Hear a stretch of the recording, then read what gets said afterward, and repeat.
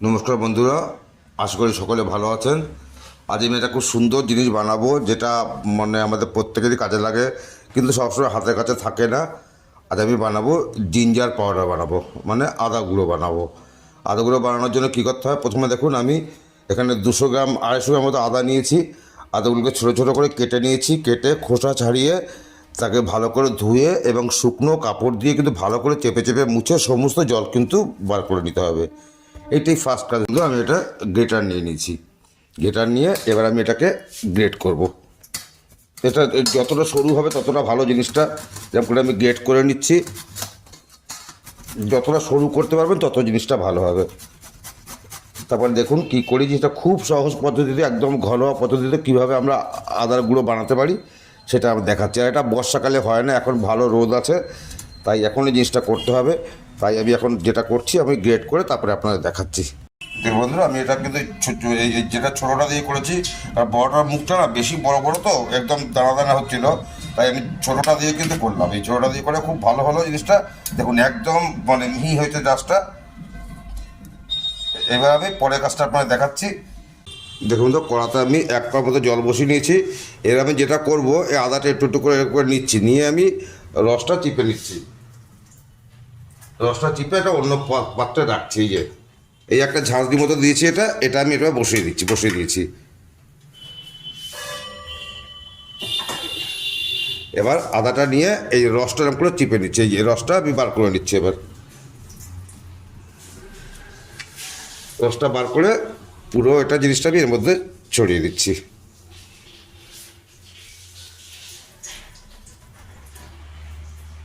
হাত দিয়ে চিপে নিলে হবে, বেশি প্রেস করতে হবে না।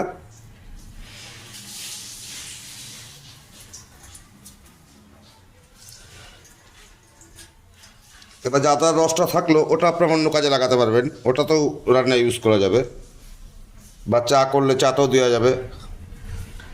আদা চা খেতে আমরা প্রত্যেকে ভালোবাসি।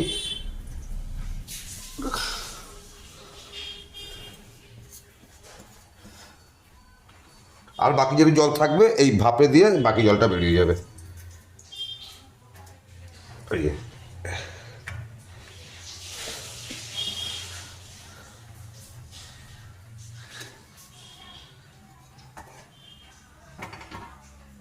দেখুন আমার এতটা এই আদার জল বেরিয়েছে।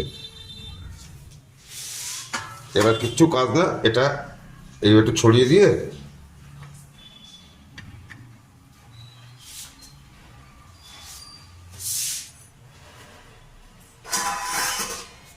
একটা ঢাকনা দিয়ে আমি ঢেকে দিলাম। মিনিট 5 পরে আবার আমি এটা উল্টে দেবো। এভাবে করতে পুরোটা ড্রাই হয়ে যাবে। তারপরে দেখাচ্ছি আপনাদের কত সুন্দর সহজ পদ্ধতিতে বাড়িতে বসে আপনারা আদা গুঁড়ো পেয়ে যাবেন। এবং এটা সবসময় দোকানে যেতেও হবে না, বাড়িতে করা থাকলে অনেক কাজ ওটা দিয়ে। তাই এখন এটা ফুটতে থাকুক, তারপরে 5 মিনিট পরে আপনারা দেখাচ্ছি জিনিসটা। দেখুন বন্ধুরা, আমি এবার তুলে নিয়েছি ওখান থেকে। তুলে নেওয়ার পর এরকম ব্লাস্ট হয়েছে। আর এটা একটু ঘন্টাখানেক রোদ খাওয়ালে জিনিসটা একদম পুরো ঝুরঝুরে হয়ে যাবে। তখন আপনারা দেখাচ্ছি আপনাদের। দেখুন বন্ধুরা, আমি আদাটা একদিন শুকিয়ে নেওয়ার পর রোদে শুকিয়ে নিয়েছি, তো এরকম ঝুরঝুরে হয়ে গেছে। এবার আমি এটাকে গুঁড়ো করে আপনারা দেখাচ্ছি ফ্রিজারের মধ্যে। এগুলো আমি ঢুকিয়ে দিচ্ছি, জিনিসটা ঢেলে দিচ্ছি।